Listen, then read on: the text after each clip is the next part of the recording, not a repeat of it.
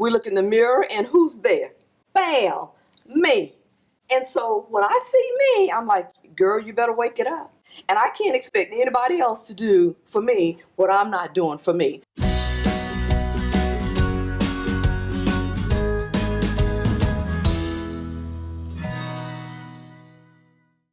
They say that happiness is an inside job. You hear that a lot, right?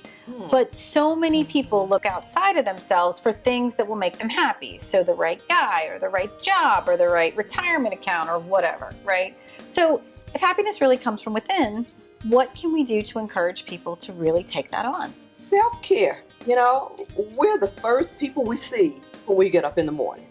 We look in the mirror and who's there? Bam, me. And so when I see me, I'm like, girl, you better wake it up. You better get it going. And I can't expect anybody else to do for me what I'm not doing for me. So I need to pick me up. When I'm down, don't feel too well, I need to pick me up. So give your own self a pick me up, or, you know, and just if you need to do affirmations, affirmations are helpful. Whatever you need to do to make yourself feel good.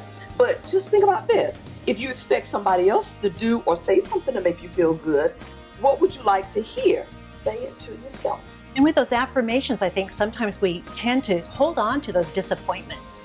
We let those, like that self-talk, roll around in our heads all the time. So we need to kind of tame that down and also look to change that self-thoughts or those thinking that you have that might be dragging you down with something positive. Create some positive experiences and memories. I was reading some things about how, just create some more memories by doing new things, different things, challenging yourself. Spend some time with motivation or going inward, some of those practices that sometimes also bring us to some kind of peace and happiness. Some think it's actually unrealistic for us to strive for happiness because happiness is a spurt. It comes in a spurt. It's That's right. momentary. Right. But contentment, it comes in a season. So once I started changing my mind a little to think about contentment versus being happy all the time, because who can maintain that? And it can be a little exhausting actually to have to be up and in that euphoric mood. But contentment, I think, has more to do with the true pathway to happiness, which is you got to figure out your particular talent in life and use it for a noble cause. That's the only shortcut. Find out who am I? If I say what makes me me, like if I'm a supportive person or a loving person, at the end of the day, I should say, Pat, how was I supportive today? And I ought to have an answer. How was I loving today? I ought to have an answer. Using your talent for a noble cause. I think that's what really does it. That's Pat, great. picking up on what you said at the beginning, I think a lot of the people in our society today are almost addicted to excitement, and they equate excitement with happiness. Whereas if we concentrated on a make-inner instead of a makeover, cultivating Say that again. That's a make-inner instead of a makeover, right? It's always fun to have a makeover. If we did the same thing for our hearts we do for our superficial selves, so other people will like us, or in order to create excitement in our lives, or shopping spree at the mall, we've got it made, because then we're grounded and at peace. Or we can get back there. We can get back there. Happiness is an emotion, and what happens to emotions?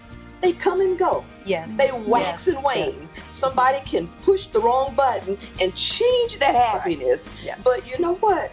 Joy comes from within. And when you have joy, it doesn't necessarily go away because the situation changes. That inner joy is there no matter. And joy doesn't necessarily mean you'll go around showing all your pearly whites. Joy means that you're able to sustain yourself no matter what the situation is, no matter what's going on at any point in time with whomever. And I read something that was brought by hospice nurses, and it kind of follows on Pat's idea of find what you're good at and use it to a greater good. And they said when they were working with dying patients, they would ask, what was the one thing you regretted not doing? And many of them came out with so many things that said, I didn't follow my dream.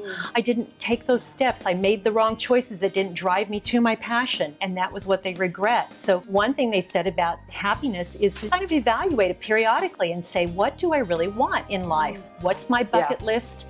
Reevaluate that periodically and go for it.